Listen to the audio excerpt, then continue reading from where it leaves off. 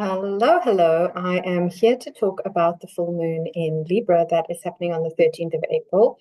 I usually try to put these recordings up a little bit sooner than I've gotten to this month, but this is just how the cookie crumbles from time to time. So this is the chart of the Libra full moon, and it's a beautiful breeze. I've come to record this standing outside because it's hot. Even though we in the southern hemisphere have shifted into autumn, the Aries equinox symbolizes spring in the northern hemisphere and autumn, the beginning of autumn in the southern hemisphere, sorry. And yeah, just feeding into the changing sort of seasons, the shifting that we can all feel. This is very much what happens every year when we're in Aries and Libra season. There are the equinox points. So just beginning to feel those shifts, but the desire to find a balance. That's what equinox is, balance. Libra, as we all know, is very much about trying to get balance. And the irony is if you have a lot of Libra, the chances are that you're always trying to achieve balance, but never quite getting there. And then the reality is that there is no perfect balance that never shifts because change is inevitable. So Libra, the full moon that we're in, is this energy of trying to find what's peaceful and balanced and fair for everyone. And the opposite sign, Aries, is, yeah, but I don't know if that is fair for me. So within the Libra context, there's like a level of compromise, because what's perfect for me and what's perfect for you will often not align entirely. So I might have to shift my idea of perfect from here and your idea from perfect out here, and we have to both adjust to a degree to find that level of balance, which is that kind of goal of Libra. But then we're here, we've both compromised a little bit to get here, and over time, even though this is working, maybe I want to go back to my out here and you want to go back to your out here, and we realize, hang on, I'm not actually prepared to compromise so much anymore. I think I overcompromised, or perhaps you undercompromised, or whatever the case is, and that becomes the narrative, because Aries is me, my needs, my creativity, my drive, and Libra is us and our fairness and our balance and how are we coping. But there is no we without me.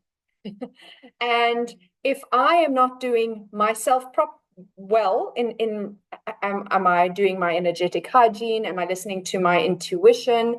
Am I doing my actual hygiene, brushing my teeth, making sure I'm washed, cleaning my house, feeding my body, all of those things? The more that one doesn't look after the self first, Aries, the less there is to put into relationship with others in a healthy context.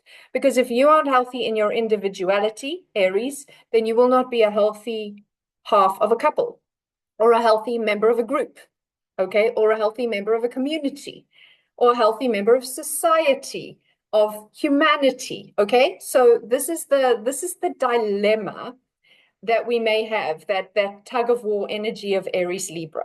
Aries is saying, I have to be sovereign, I have to be pioneering, I have to be self-focused, I have to take action around what feels good to me. And Libra is saying, if we don't have a fair society, if we are not balanced as a collective, you can't just go out and attack people, you can't just go out, you can't, we must, for us to be balanced. And so it kind of feels like they're almost opposing, which is what oppositions are. And full moons are oppositions, okay? It is the sun opposed to the moon. They're at opposite sides of the chart. You can see that here with the moon at 23 degrees of Libra, opposing Sun and Chiron, which is my next point of conversation, at 23 degrees and 19 minutes of Aries. So that's what oppositional energies are. And anytime we're working with signs opposite each other, they have basically, in many ways, the same primal force and drive and end goal, but they go about it in very oppositional ways.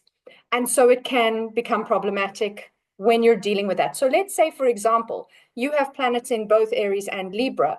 Those parts of you are in this particular oppositional dynamic always because you have it in your birth chart. If you have strong Aries, but not Libra. When there is a Libra full moon like this one, it may activate the oppositional energy for you.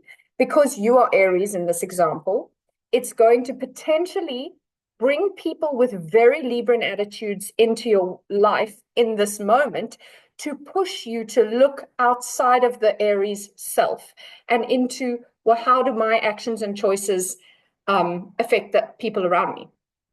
And vice versa, if you have strong Libra and no Aries. Okay, that's kind of how it works. In astrology, we have these beautiful opportunities that don't always feel so wonderful to activate things where we are lacking in energy or excessive in energy and find the balance. And that's for us to decide, because we have free will, how we interact with those dynamics. Okay, so right now we're in a very, it's interesting. I'm a bit more of a channel. I do look at the chart and I do obviously study astrology extensively, but when I start, I don't have too much of a strong idea where I'm going. And then I just let it flow through me. That's how I work, okay? And so now I'm just thinking how perfect this the start of this video is in terms of initiating us into the Chiron piece of this conversation, because Chiron is the planetoid here, looks like a little K with a bubble underneath it. It's spelled CH though, so don't let that give you. And Chiron is a very powerful planetoid that brings in the most simplified keywords we would use is the wounded healer, or the wound that you cannot heal in you. So that would be where Chiron is in your charts. Let's say you are Chiron in Aries. Chiron has already been traveling through Aries now for some time. Around the age of 50, we all have a Chiron return. And it's a big deal. If you've had a Chiron return, you'll know about it. You'll be a different person after Chiron return than you were before Chiron return. And so if you are coming towards 50 or have been 50 in the last 5 years, you probably have Chiron and Aries in your birth chart, and then the wound for you that you're always trying to work towards is around being an individual, is around individuating from whatever the scenario that's set up in your life. So it might be individuating literally from the pattern that was set in childhood. Like maybe you never healthily individuated from your parents, or maybe you have not been able to individuate within society. It can be so many things. I don't want to get too sidetracked on this, but the point here is that if you are Chiron in Aries, that is your wound. However, if you're Chiron in something else, like I'm Chiron in Taurus, so that Taurus Chiron, that would be where I would start looking at my individual wound. But right now with this Libra full moon, which is obviously the forecast we're talking about, Chiron is exactly with the sun. So the sun is bringing all of his light, all of his energy, force, positivity, radiation, focus, like he's like a major supercharger battery to Chiron to trigger for all of us, and maybe more so you as an individual if you have Chiron in Aries. But for all of us as a collective right now, because that's where Chiron is traveling now, this need to individuate. So coming back to what I was saying earlier is how important it is for the self to get clear, get healthy, feed the body, feed the mind healthy things, obviously. Feed the body all sugar and you're going to have other problems. Feed the mind only fear and angst and overwhelm and aggression, and you're going to have problems. So how can I healthily feed my mind, body, emotions, and soul so that I am the best version of me I can be? And then from that place, step into relationship, Libra, with others. So because this particular full moon, the moon, who is our emotions, what we need to feel safe, and she's saying in Libra, in order for me to feel safe right now, in order for us, the people, to feel safe right now, we need to find balance and justice and fairness. We need to find collaborations, and we need to be a little bit more discerning in terms of what's the word? It's gone out of my head. Mercury in the time I'm filming this is just stationed direct today, but clearly I'm still losing words. Compromise, that's the word I was looking for. We need to compromise to find what's fair in society, okay? That's what Libra is saying. We as a people, not we as the individual, we as a people, we as a community, we as humanity, we as earthlings need to X, Y, and Z. But the sun is saying, okay, but I need to attend to my wounds, Chiron, in order for that to happen. So it's a bit of, again, it's a bit of a tug of war energy, and it's very powerful. And if you are a journaler and you journal consistently and you look back to around about the 8th of April last year, we had, in fact, wait, I've actually opened it to show you. So let me pop here. We had, this was 8th of April 2024, sun at 19, moon at 19. So this was a new moon of Aries, and Chiron, where's Chiron here? At 19. So we had a new moon conjunct Chiron about a year ago. And now we're having a full moon in Libra opposite Chiron in the sun. So you might find some wounding themes that came up for you on or around early April last year. You might find that this is again creating even more. And this was also a total eclipse, this one. This was a total eclipse. Now, the Aries new moon we just had was the final Aries eclipse 2 weeks before this Libra full moon. And this Libra full moon is closing off the eclipse cycle that we're in now. But it's also bringing us like, have you done the work from that Aries eclipse cycle? And again, if you can go back to this chart, 8th of April last year, 2024, and look at what similar themes are coming up now. And they may have been playing through this whole time period, but they might have been a little louder from 8th of April time, April last year to April this year. Let's just put it that way, okay? The other thing I just wanted to show you, I found some great little images of, wait, let me go here where I made it bigger. Okay, this is obviously a Getty image of how Chiron works. And I just wanted to show you Chiron's orbit because he doesn't orbit in a perfectly circular way. You can see this is Mars orbiting the sun in a perfect circle, and Jupiter orbiting the sun in a perfect circle, and Saturn orbiting the sun in a perfect circle, and Uranus, who he's not perfect, that's an interesting guy in himself. He travels sideways, but he's also perfect circling. And here the red one is Chiron. And Chiron has a very interesting orbit. His orbit is very intersected between Saturn's and Uranus. And he sometimes is inside of Saturn, and he sometimes is way outside of Saturn. And Saturn is all about boundaries.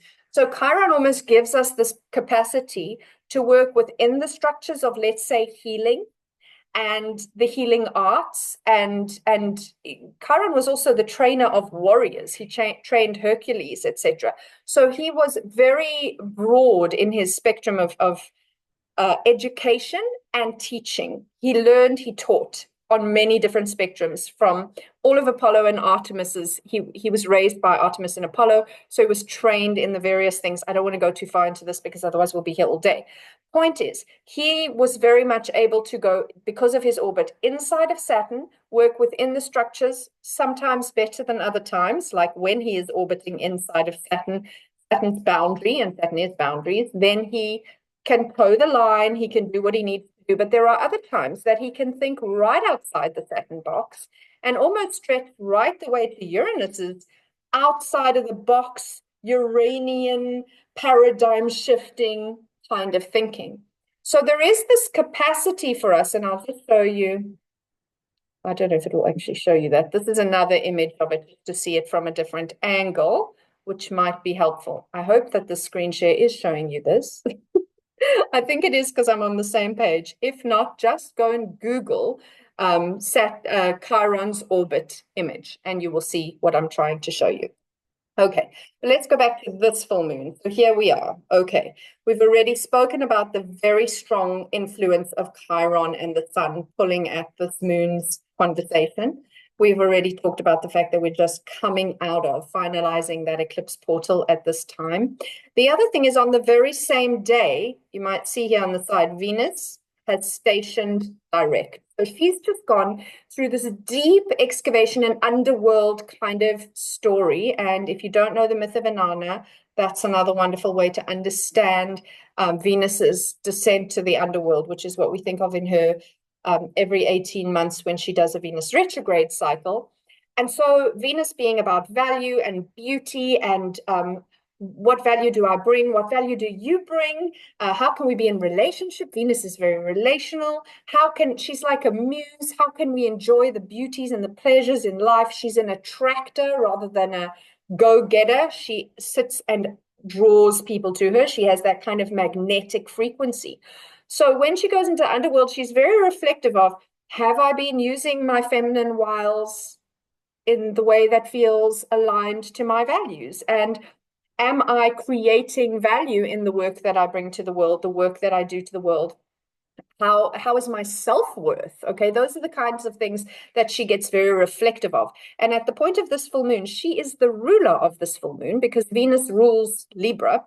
So she is in charge of this full moon. She's just done this big reflection. So plus the Chiron piece that we mentioned, I kind of feel like this is a really, really, really beautiful opportunity for us to go, okay, maybe I haven't been as accountable, Aries, and courageous, Aries, as I could have been. Or maybe I've been too aggressive, Aries. So she's looking at the Aries things and saying, this is where I could have been more Aries. This is where I could have been less Aries. And she's looking at the same conversations around the Libra energies. This is where I've had bad boundaries, or I've been really indecisive, or I've been too codependent, Libra kind of words. Then she gets this opportunity, Venus, who at this point is in Pisces, but her retrograde was from Aries to Pisces. So the Venus retrograde is an Aries Venus retrograde. It's an Aries star point. That's another longer conversation we won't get too deeply into. But the fact is that Venus herself has very much been excavating the Aries, the me space. But the moon at this full moon is reflecting the light of all this Aries stuff, the sun and all this complexity in Aries right now, including the fact that Neptune has just stepped into Aries. And this is our first lunation since Neptune stepped into Aries, which he hasn't done since like 1861 or something like that.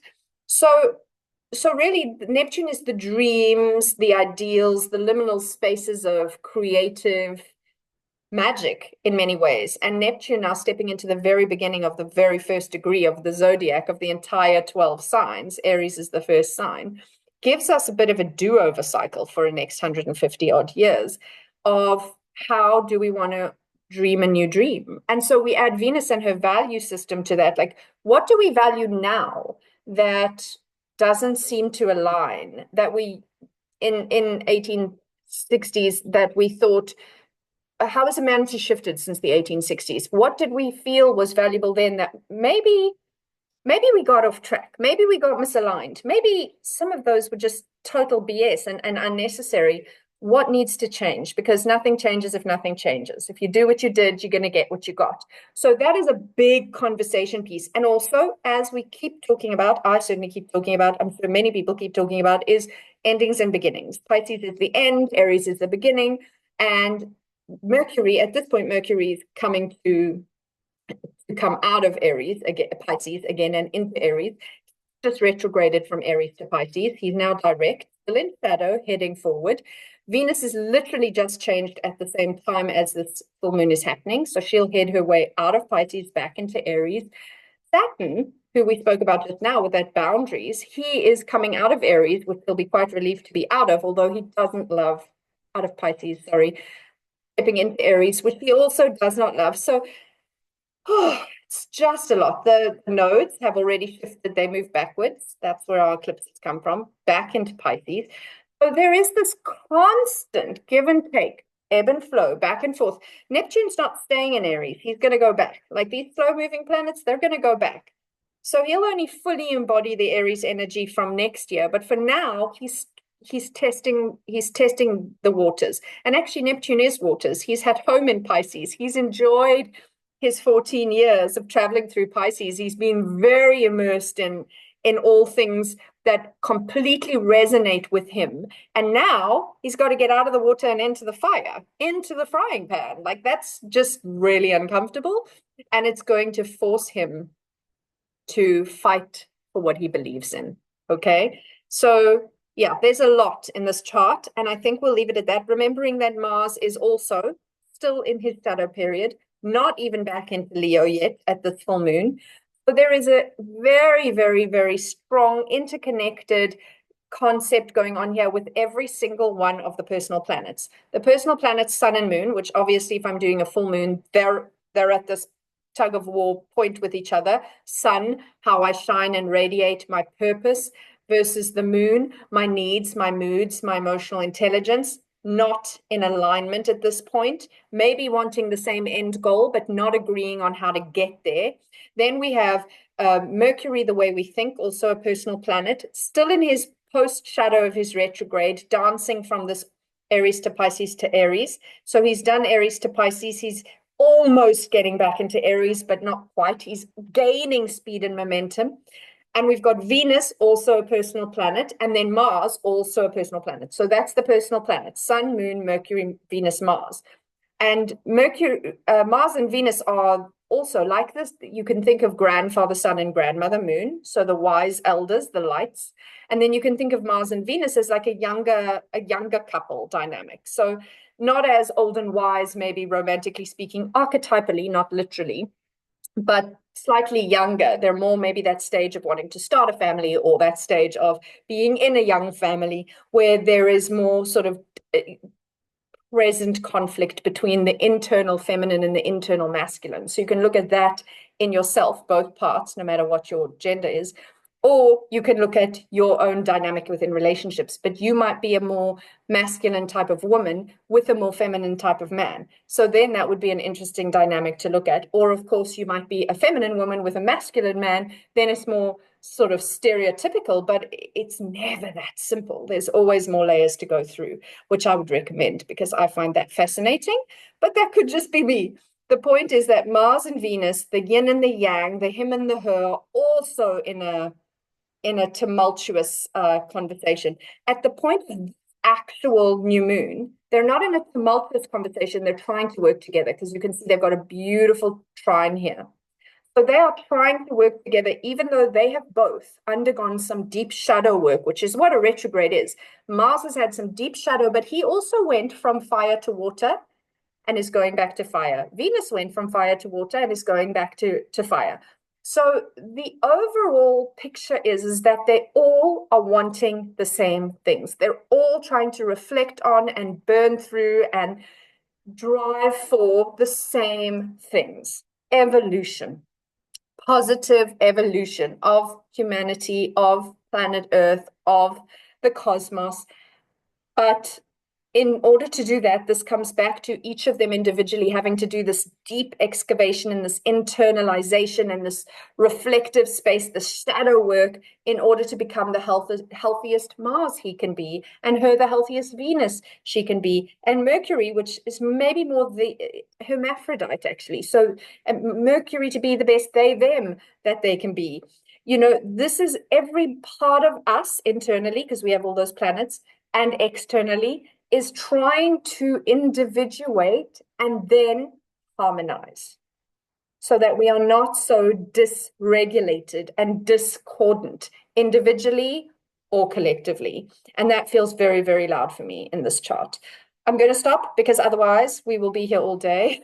So much to say, so much to say. Thank you for being with me. Thank you for your likes, shares, comments, subscribes, and all of that. And I will be with you again for the next lunation, which will be the Taurus new moon. Thanks for your time.